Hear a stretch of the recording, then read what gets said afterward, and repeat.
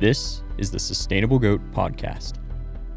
If we look to nature for how we should interrelate to the world, all the answers are within nature if we take the time to listen. But what we have to find is a reasonable way how to handle plastic. You know, consumers expect more. They're expecting brands to be more sustainable. They're choosing sustainable brands. These are the stories and ideas from those that will define a generation. I'm your host, Steve Cassinim, and this is our planet in focus. So before we get into kind of what you do now, I mean, how'd you get interested in just being more in the farming side of life, like growing food and everything like that? Was there an interest that happened when you were young? Yeah, I mean, I think it happened by way of my surroundings. As I was growing up, there was a lot of my family, I guess, were into farming at some point or in some way. You know, even one of my grandpas was an engineer for John Deere, which is like a really non-linear way of being involved with farming, I guess. But he was designing hydraulics for John Deere and the farming industry. So, you know, I think it's in my blood or my DNA, if I could say that. But, you know, as a young kid, my mother was always out in the garden constantly. I remember her just having big round hat, always out in the garden, always planting flowers. And we just had flowers everywhere in our yard. And as kids, my brother and I, we had a vegetable garden off to the side of our house. And so we were very much involved with digging in the soil and just planting seeds. And that was all like really tangible magic to me as a child. So I think that's kind of where it started, you know, just that feeling of inspiration from what can come from the earth and trying to understand those things. So that's kind of where I got started and eventually ended up learning about mycology through that path. What kind of stuff did you guys grow when you were kids? All sorts of vegetables, you know, green beans, peppers, onions, potatoes, all the basic vegetables that you would imagine. Cucumbers, we'd pickle them, flowers, pretty much everything that you would suspect would be in a vegetable garden. We were definitely do it. And, you know, some of those things were successful and some of them weren't. And that was always a interesting concept to me, like why some things would go well and some things wouldn't. And I think as I grew older, I started to really like dive into the science of those questions and try to understand what is actually happening there. Did you ever think of doing anything else in your career? Or were you kind of just, this is kind of the path I want to go on? I mean, I was in tech for a long time. If I wasn't in the garden, I was probably on a computer, tinkering around, taking something apart, trying to understand how it worked.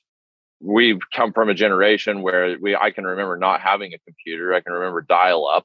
And when my grandparents bought us our first computer, I think it was probably within a few days when I dismantled the whole thing. And my dad was just like, what is going on here? You know, and so it was a lot of tinkering with technology and trying to understand that. And ultimately, that's kind of what led me to the West Coast from Kansas, is taking a position in tech, working in software development and a lot of peripheral areas within there, and not having a yard, of course, in the Bay Area, which is where I was living at the time, kind of led me to starting to pick up books around soil science and reading about what's going on there, so I could kind of get my fix per se of gardening and just like getting my hands dirty by way of reading about it at that point. So, wow, that's so interesting, and such an interesting comparison between like tech and nature too, having that kind of marriage in there.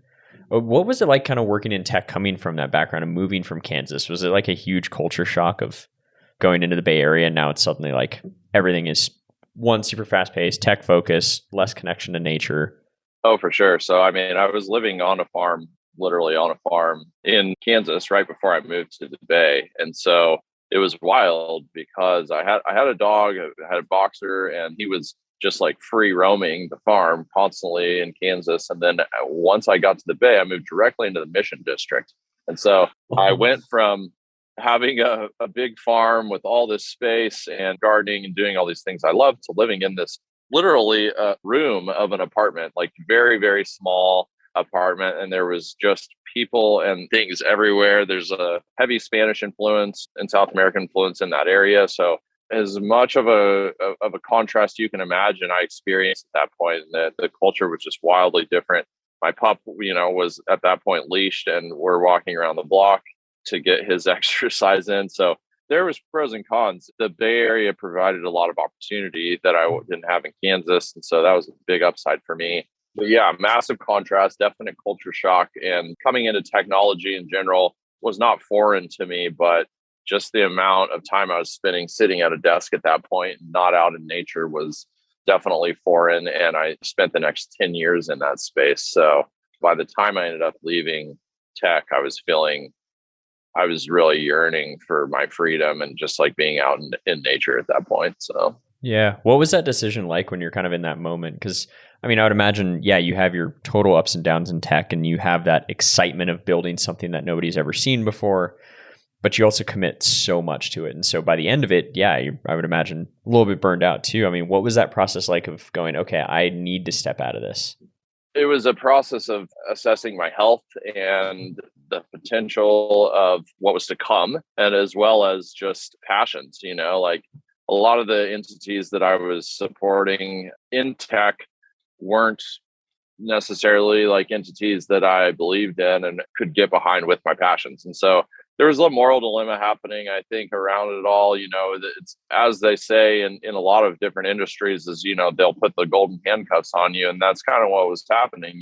Like I was there for a paycheck, wasn't really passionate about it. There's certain aspects of technology and working in tech that are really fulfilling. But at the end of the day, what I had in front of me, which was my mushroom company at the time, was just so much more fulfilling to me. And so it was during COVID that I decided the potential is right there in front of me, and all I need to do is take the leap. So I had to chew on that for probably a solid year before I got to that point. But once I took the leap, I was like, oh, so relieved. And I felt so much more in alignment with my health and the health of the world, and just the idea that I was doing something that was actually giving back to the world at that point. So that's amazing. So you started the company before actually leaving tech and everything. Were you in the city when you started it too? What was that kind of process like?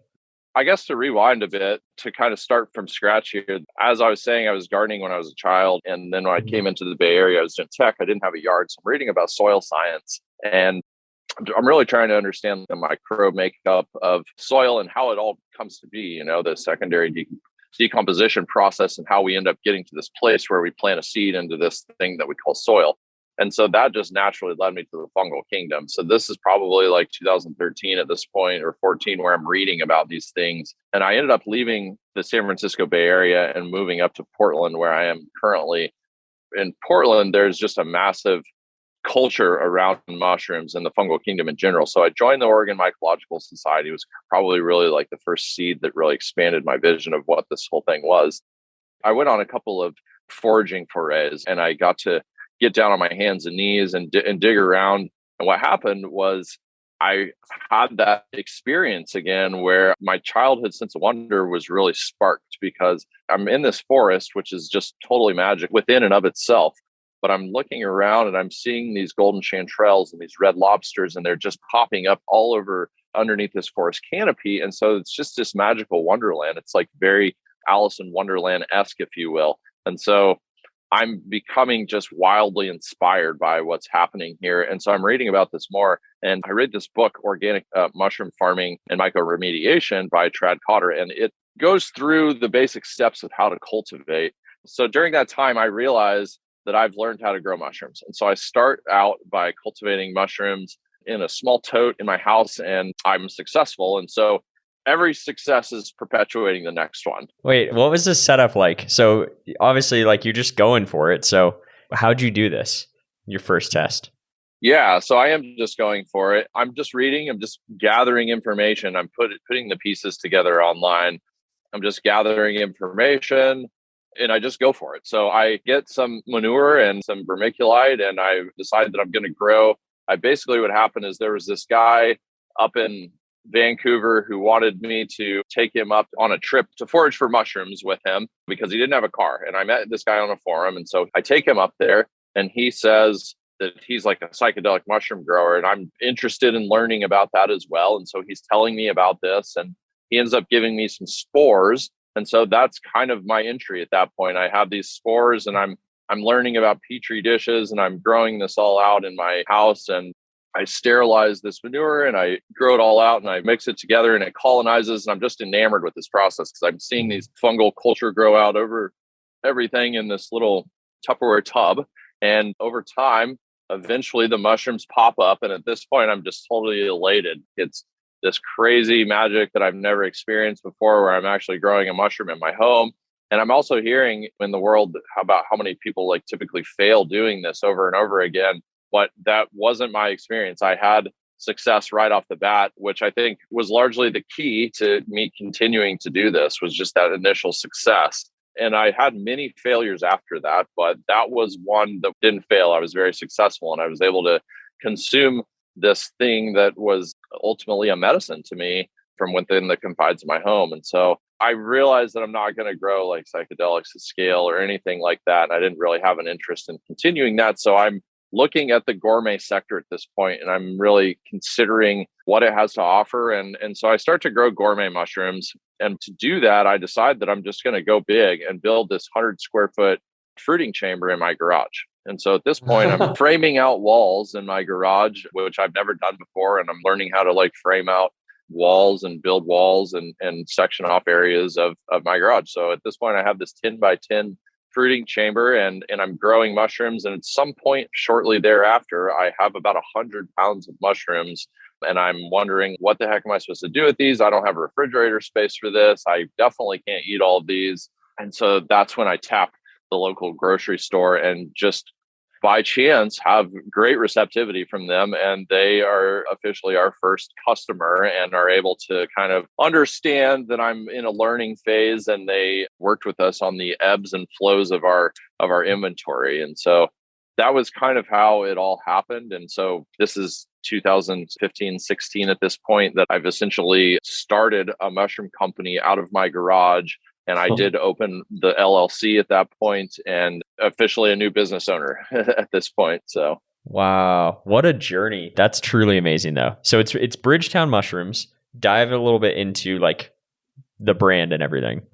Yeah. So basically I'll just finish out the story. You know, in 2018, we move out of my garage into a warehouse in Tigard, Oregon, where we build these huge custom fruiting chambers. And they are built with clear walls so you can see inside of them and everything. So we move out of my garage into this warehouse and we start to build out the facility. And probably sometime by like March or May of that year of 2019, we are fully functional and operational at that point. So we're mostly in farmers markets and grocery stores. At that point, we're cultivating a wide variety, about 8 species at that point for grocery stores. We're just pushing our brand throughout the farmers markets. So one of the big things about Bridgetown is we've always been centered around sustainability. So we actually were the first mushroom product in fully compostable packaging in the grocery stores in the United States that I'm currently aware of. We've since gone away from that to bulk, but we had this really cool containers that were pulp, and then we had a bioplastic that went over the top of that. And then there was a sticker that we had printed, which they actually, even the adhesive on the sticker was compostable. It was made of sugar cane. So we had this really cool design of packaging, and we're bringing these mushrooms into the stores with this crazy splash of color. So we have, if you can imagine, we have yellow oysters that are just bright yellow, and pink oyster and blue oyster. And we're bringing this beautiful spectrum of colors into the grocery store. And on their shelf, there's these mushrooms, just a rainbow of colors at this point in compostable packaging. So it was a really proud moment for us. And since then, we have I think in 2020, we launched our line of tinctures, as well as our e-commerce piece. So our website launched then. And then in 2021, we actually opened our retail store in the Multnomah Village area of Portland, Oregon. So this company scaled pretty quickly for the most part, but the diversity and spectrum of products and line that we offer is really what kind of kept us going during COVID. So It's been an interesting ride, and it's been really fast to scale, but here we are. That's incredible. When it comes to actually that scale side of the company, what is it like growing gourmet mushrooms versus normal mushrooms? So if you think about it, like most people, they go to the store, they're like, oh, the baby bellas, those are on sale. Okay, we'll grab those. Maybe it's a special day, we'll get shiitakes. How is it different when you're kind of on the other side of the business and you're trying to grow literally the best mushrooms you can? Yeah, I mean, there's a ton of difference between a button mushroom and what we're cultivating on. The button mushroom industry is not an industry that we would try to compete with first and foremost. You know, the price point that people pay for bud mushrooms is extremely small. It's like, yeah, I think you can buy a quarter pound of mushrooms for like $2 or something like that. So the other difference is that those mushrooms all are grown on manure, right? And so they are what's considered secondary decomposers, whereas what we're cultivating is primarily considered primary decomposers. And just to dive into that a little bit, in nature, when a tree falls off of, or when a leaf falls off of a tree, the first line of decomposition would be a primary decomposer. Or when a tree falls, that wood first is broken down by a primary decomposer. So those are things like oyster mushrooms, lion's mane mushrooms, chestnut mushrooms. These are mushrooms that eat wood. So we're growing on sawdust. They come in and they decompose to some degree, and then the secondary decomposers would come in and kind of finish the job. And so that would be where the button mushrooms come in. So from that standpoint, there's just an inherent difference there.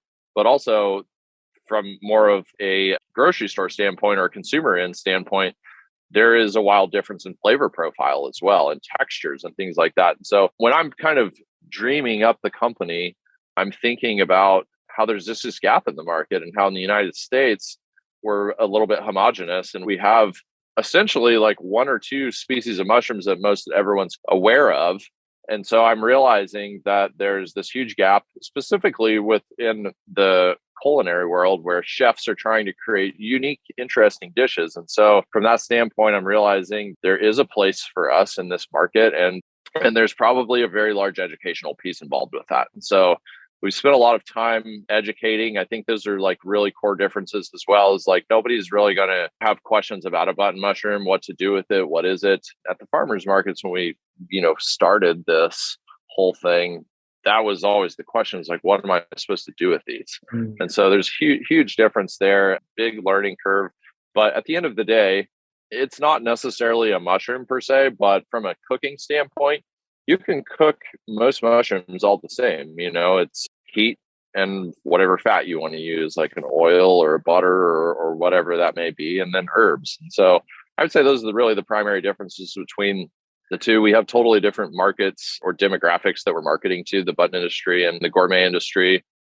We're definitely looking more or reaching more into the culinary realm and trying to promote to chefs, and then also just at-home consumers that are really interested in trying something new. But at the end of the day, that aspect of trying something new is something that, is finite, and that'll end at some point. And these will just be all the world of mushrooms, and they'll all fit into the same category as buttons at some point, I believe. So, wow.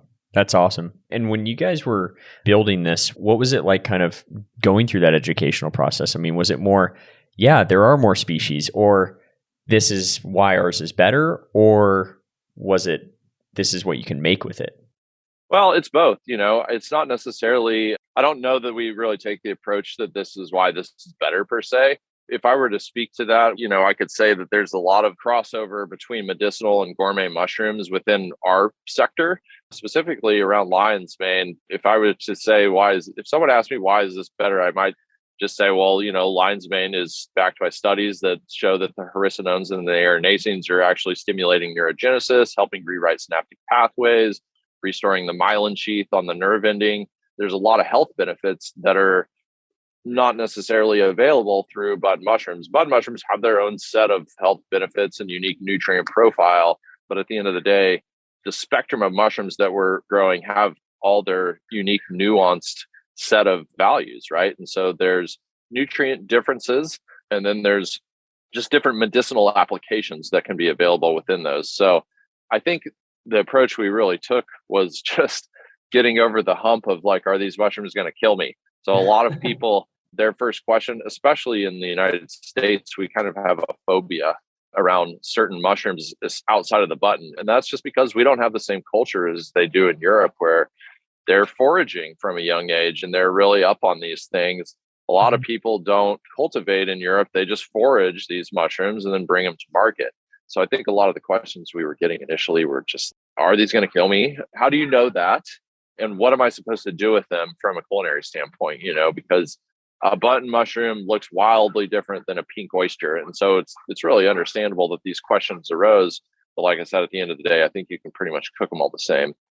But yeah, it's just a matter of educating at the farmers markets, in an online presence, getting blogs out, and just talking about this and kind of raising awareness. Because even to this day, there's so many people that will come by the market and don't know what these mushrooms are. They still haven't seen them. I think in the United States, we're really still in our infancy state around this market. But at the end of the day, I think that we're just in alignment, like to have this happen. Like it's going to grow.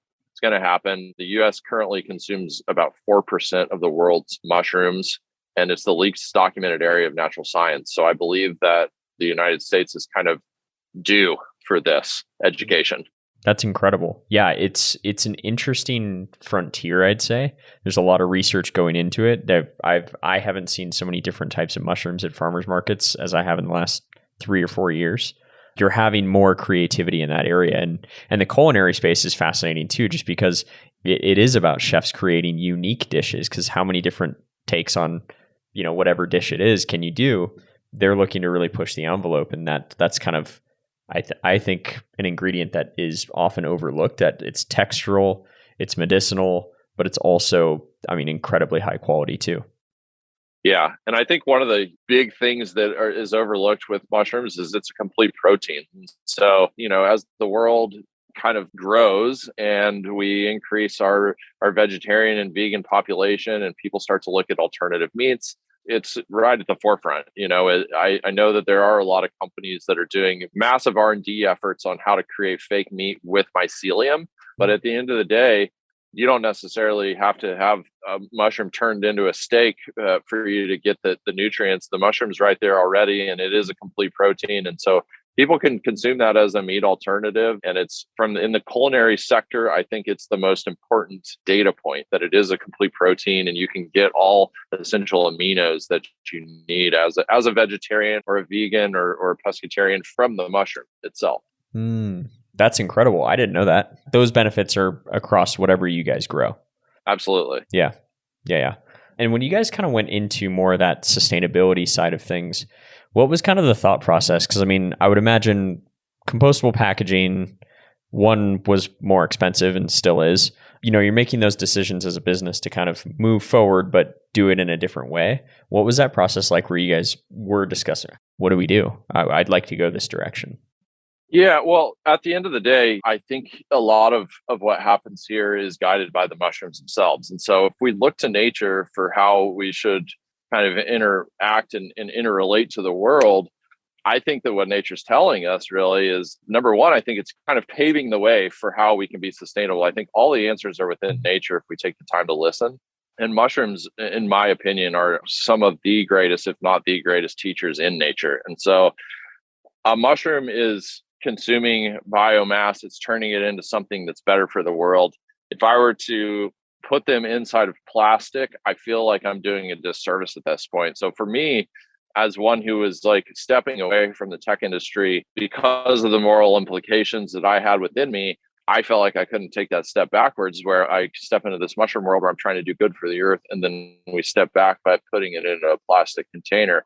It just didn't make sense. So, the goal for us is just to use business as a model for sustainability as much as we possibly can. And, there's obviously a lot of pain points that we have, but at the end of the day, we just want to do what we can.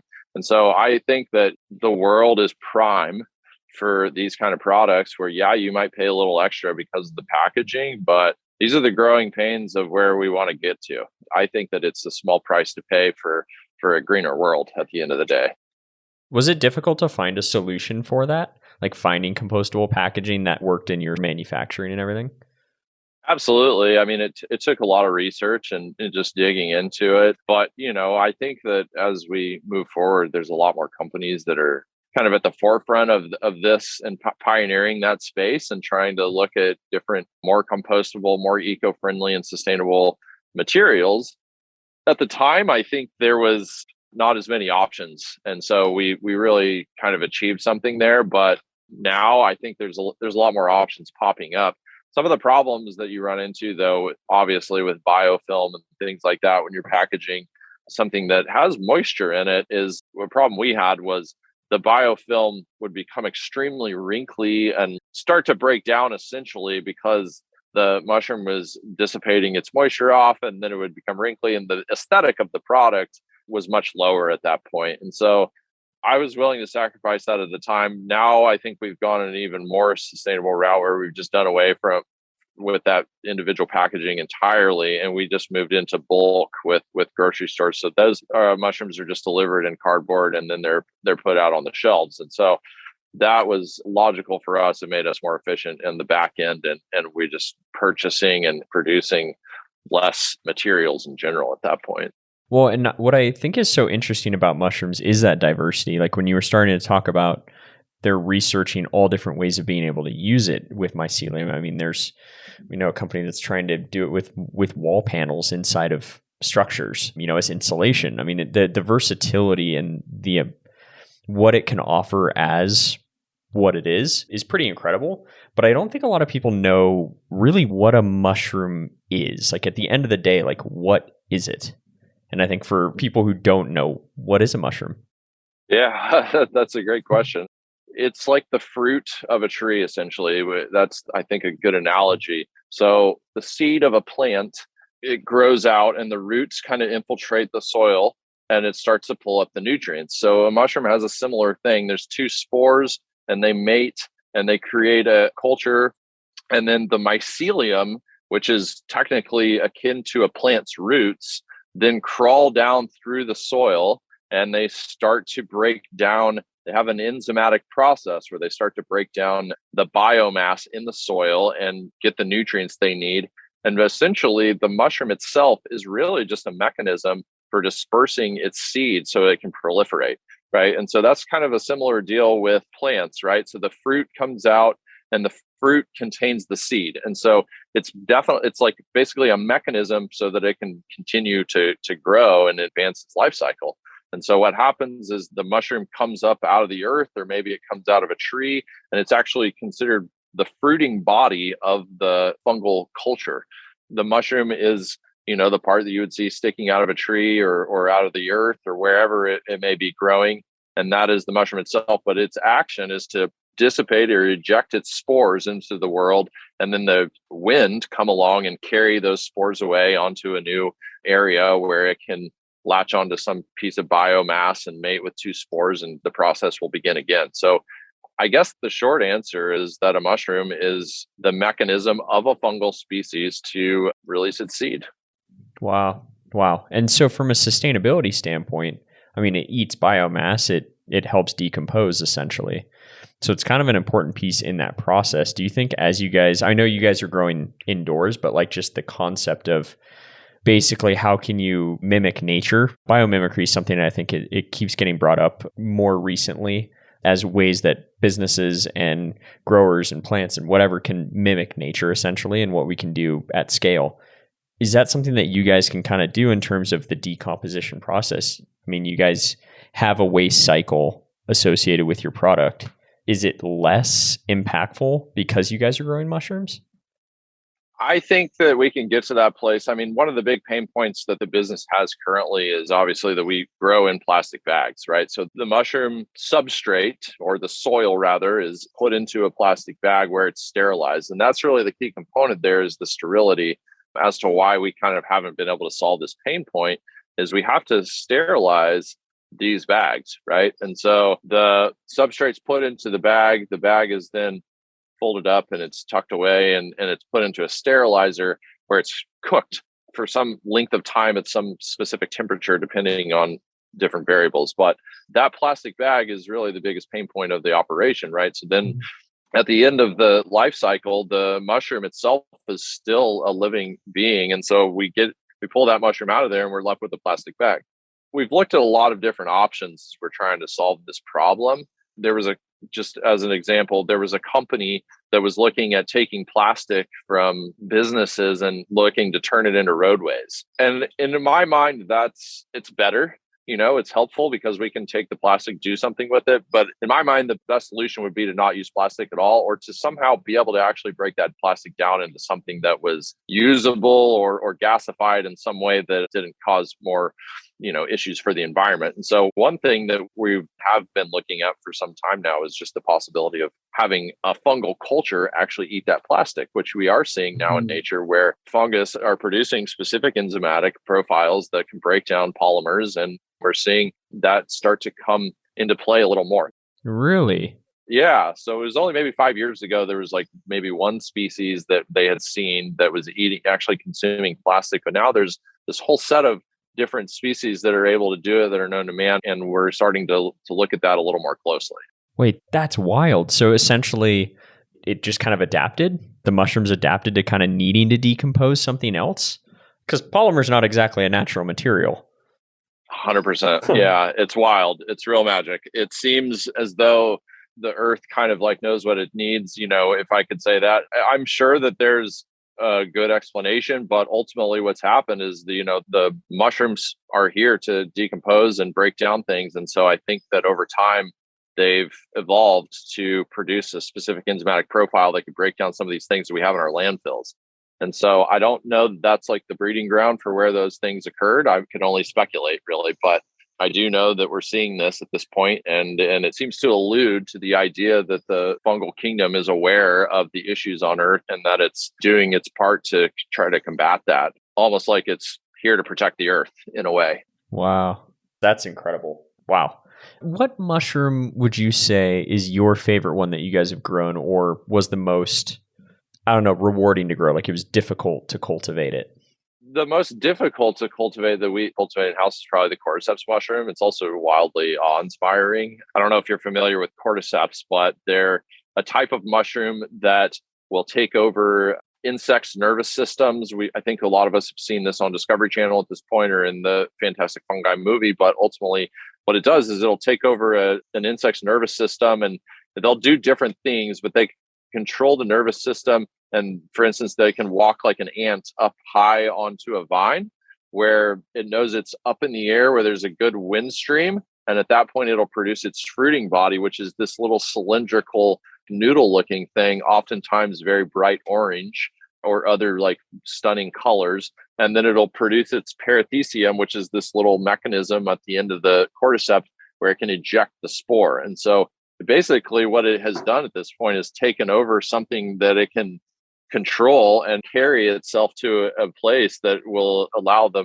greatest success for the dissipation and proliferation of its species once it releases that spore. So pretty crazy there. But that mushroom in particular is difficult because it's a completely different set of like growing parameters. Essentially, there's different nutrients, there's different substrate. 100% of the process is different and the yields are lower, but it ultimately, this species that we cultivate is called Cordyceps militaris, and it produces a couple of compounds, one called cordycepin and one called adenosine.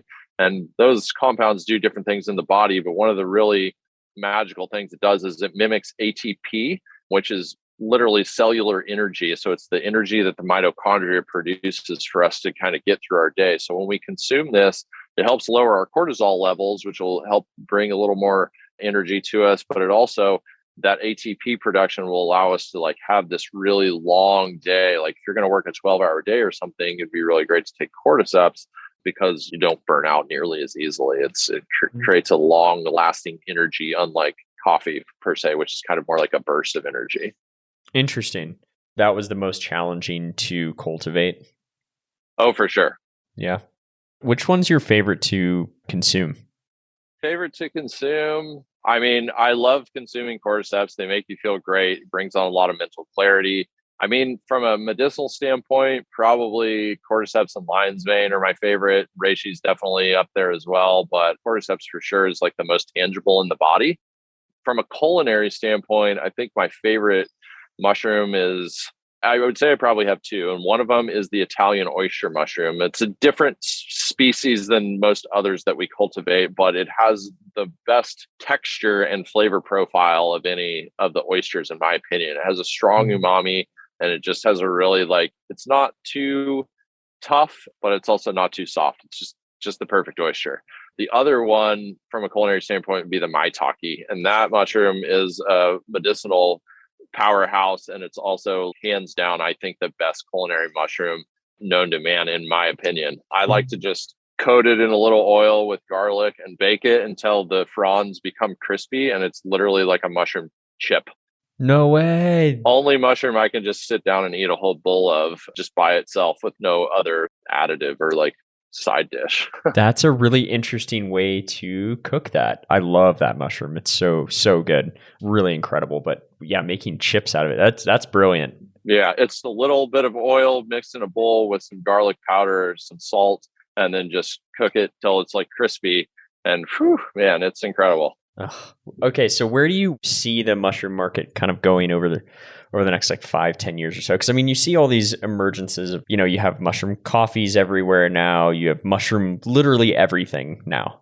Do you feel there's going to be a hype and then a settle, or do you feel like it's kind of here to stay in a way? I think it's definitely here to stay. It's hard to argue to the contrary, and that there's a lot to get into there. From a culinary medicinal standpoint, I think we're going to continue to see the ceiling rise. At some point, we'll probably plateau. I don't know exactly when that is, but I think at this point in time, we're still very much in our infancy state. Just recently starting to see articles about this movement from some of the bigger news publications over the last week, literally. So I think that we're really on the precipice of a huge boom that's about to happen. I think that what's going to happen is we're going to continue to see more of our products infiltrated with mushroom additives, cordyceps, reishi, lion's mane, maitake, agaricus blase, all of these superfood mushrooms that have medicinal potential to them, especially in the American market where we're grinding very hard. We have a grind culture and we're trying to kind of like hack our brains and our bodies constantly. And I think mushrooms play a very central role in that effort. From a culinary standpoint, I would suspect that we're going to continue to see mushrooms booming in that sector as well, because we're going to see all these companies doing kind of nonlinear efforts with mushrooms, like creating fake chicken and fake steak and fake whatever it may be, meat alternatives. That's going to be a thing that continues to just explode. And then the other aspect is you're just going to start to see your mushroom section in your grocery store become a lot more robust and diverse. I think right now, on the coasts of the United States, where there's a lot of this happening already. But I think inner United States has no idea about this for the most part. Colorado, probably an exception. Kansas, you're not going to see, where I'm from, you're not going to see the diversity of colors and mushrooms happening on the shelves in the grocery stores there. So I think there's a lot of room for these really, what I would call, say, low-hanging fruit aspects of the mushroom industry, which is like functional mushrooms and the culinary mushrooms that we're talking about there. I think there's a lot of room for growth there. But where the ceiling is literally infinite is in the nonlinear applications of the fungal kingdom, and that's going to be in, I guess, tangible ways in which we see that now are like things that you talked about, like textiles and also wall paneling. There's so much potential for use and functionality within the fungal kingdom for these things. It's not something I could even speak to because it's all unknown. The fungal kingdom is literally, it's probably, the statistics is a little dated that it's 7% explored. It's probably closer to like 10 or something now, but we still have essentially 90% of this massive kingdom, which is the largest, natural kingdom known to man, to explore. And we've already seen it touch on cancer and Alzheimer's and plastic remediation and oil remediation. We're seeing alternative leathers. There's just so much potential for it to solve problems of humanity and create a more sustainable, ecologically friendly world for us. So I personally think that we're on the precipice of a mushroom era where this is going to last well beyond you and I's lifetime, and it's going to infiltrate our lives and really become a part of the daily conversation. So I think that was really well put, because I definitely think the applications are very much unknown, and I think the expansion, I've been seeing a lot of that mushroom leather lately, which is really intriguing, because I don't think a lot of people know that when they go, hey, vegan leather, and they're like, oh, this is a way better option, but vegan leather actually uses polymer. So you're kind of like, is that the solution? And so I think having mushroom leather and all different types of materials that you can have these solutions for in the market gives the consumer more of a choice to do something with it. But I mean, the flexibility of mycelium, it's amazing, really amazing. On the culinary side, what are you most excited about? Where do you think is that frontier? Like, is it different ways to present the mushroom, or is it different ways to kind of incorporate the mushroom into a dish? It's both, it really is. The presentation, there's just so much potential there. The mushrooms that we work with provide a wide spectrum of shapes and sizes and colors. And so there's just so much potential for artistry there in presentation. How it is incorporated into a dish, I think there's just a lot of play there in general. I mean, I think the sky's the limit for chefs at this point. I think there's a lot to be excited about there. I'm also really excited about the potential of new species coming to market that we currently aren't aware of, which there's a lot of room for that. There's all sorts of species out there that haven't been consumed regularly yet. And I think that as we start to apply more biochemistry and understand the constituents and extrapolate different nutrients and things from these mushrooms and understand them better, there's going to be a lot of room for new species to come to market. That in particular is wildly exciting to me. Just the unknown of what could happen there. I mean, what we have right now is mostly new to the world or new to the United States market, but the potential for something that's new to like everyone, including me, is wildly exciting, I think. Yeah, I think it's an interesting frontier because I noticed that process kind of going through with coffee and beer and spirits now, and I think it's translating into food a lot is, finding that the varietal of said species, whatever you're putting in the dish or the drink, if it's coffee, how can you find that undiscovered bean or that undiscovered mushroom? And I think that's kind of that edge that I think a lot of people are kind of looking for in the industry to also tell a better story. I mean, if you can tell the story of a mushroom that, how much it does for the environment around itself and then what its story was from growth to landing it on the plate, I think it has a huge narrative that you can put in sustainability into that, which is really cool.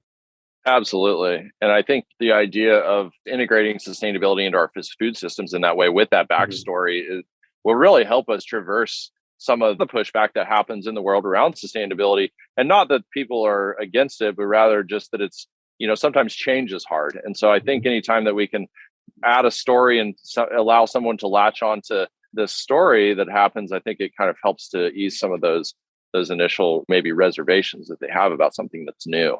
Mm-hmm. Do you remember your first sustainable purchase that you ever made that you kind of said, hey, because I would say probably you farming or at least growing in a garden growing up, I would pretty much constitute that. But do you remember when you first made a purchase that you said, I'm going to make this purchase because this is a sustainable product, whether it's the process or what it's made of? Or I don't know if I have a specific story in regards to that question, but I mean, I think one thing that I do remember is just the initial time where I was just like kind of becoming aware of how much plastic we're using when we go to the grocery store, right? In that way, I think it was back in Berkeley. I was in California going to this place called Berkeley Bowl. It's this amazing grocery store, and just seeing the huge bulk section they had there, and then kind of wrapping my head around how the bulk section offers the key to me just like being able to come in and not take home all this packaging and this trash and create this trash. And so at some point, making the decision to just largely make all my purchases through that bulk system,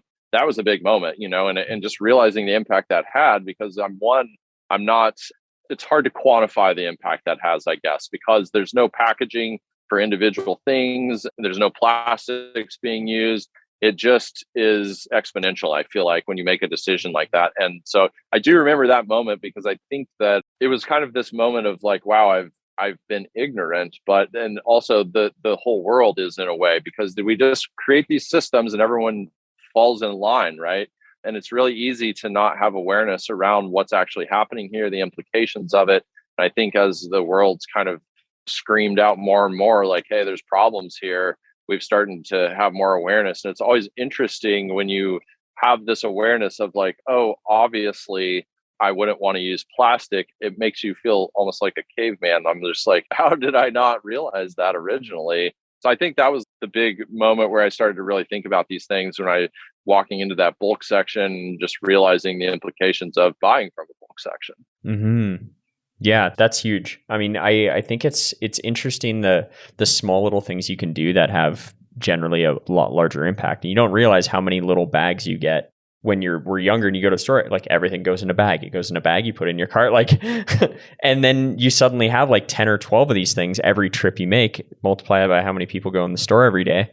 It's a huge impact, it's so interesting to see that. And when you actually make that conscious decision, it kind of changes the way you do things. And I always found it, hindsight's always 20/20, of course. And I found it interesting that now you can get milk in glass. It's not new.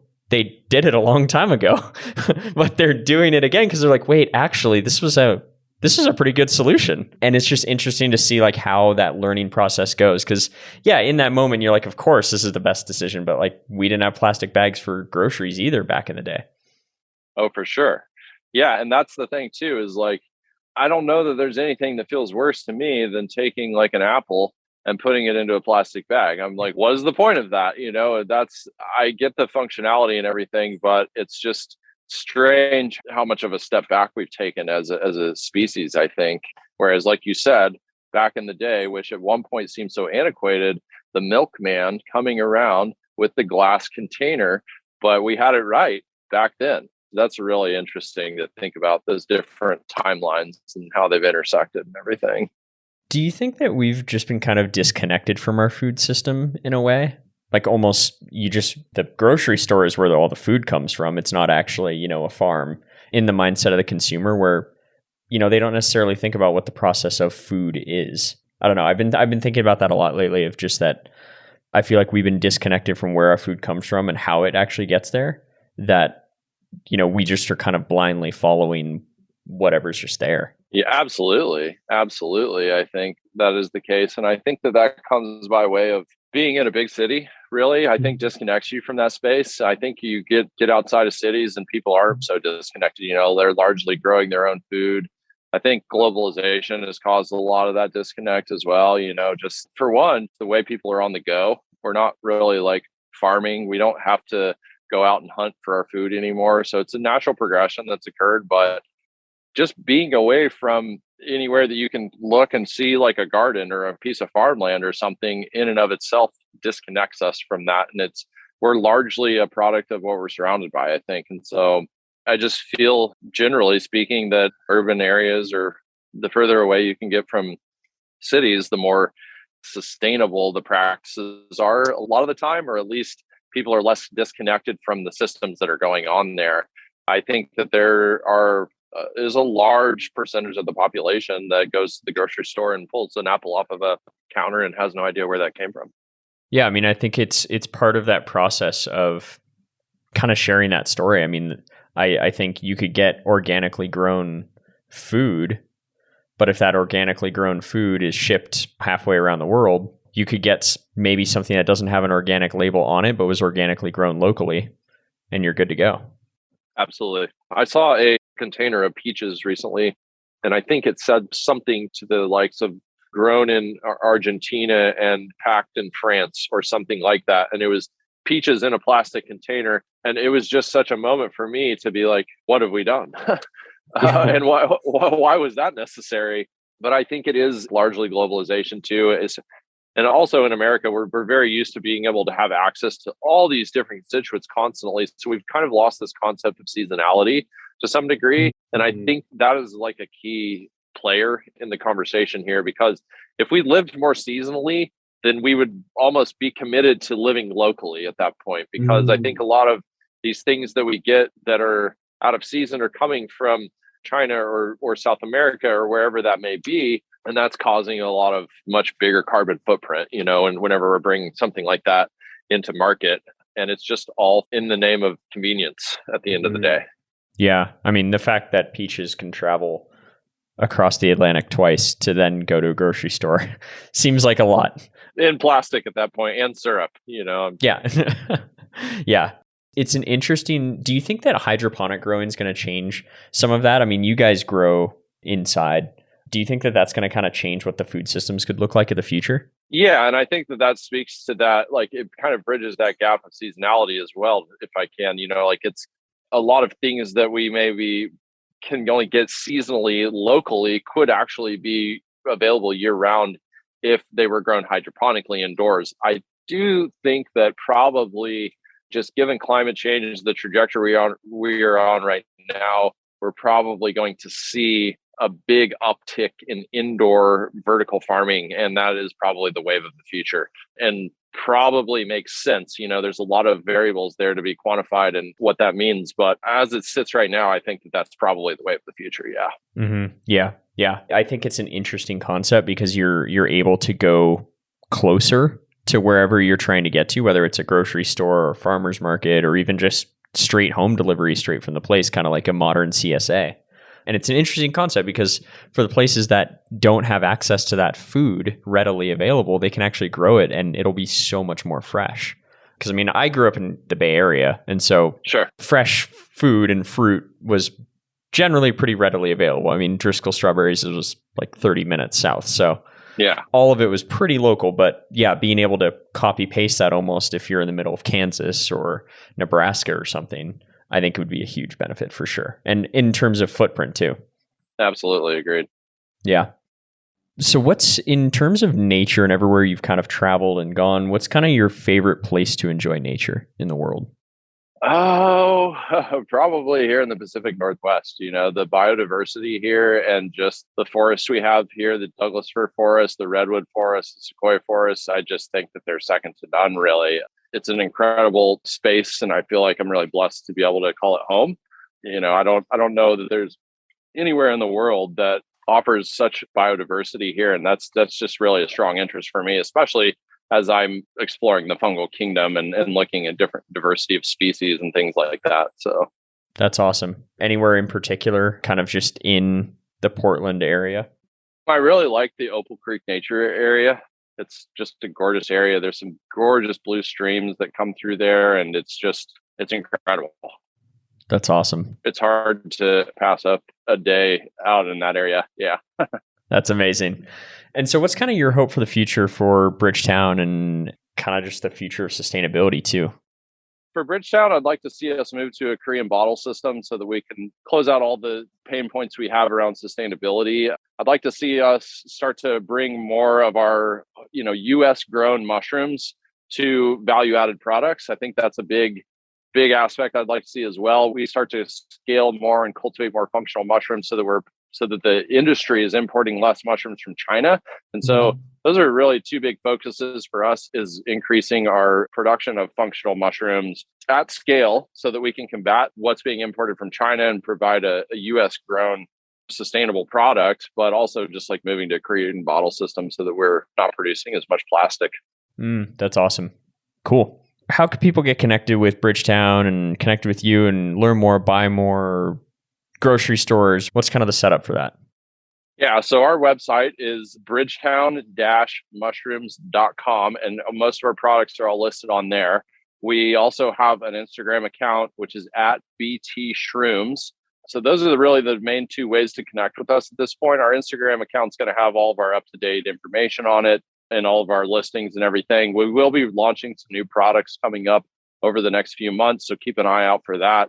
Yeah, I'd say keeping an eye on our website. You can sign up for our newsletter and then just follow us on our Instagram page, and you'd be pretty up to date at that point. Yeah. That's fantastic.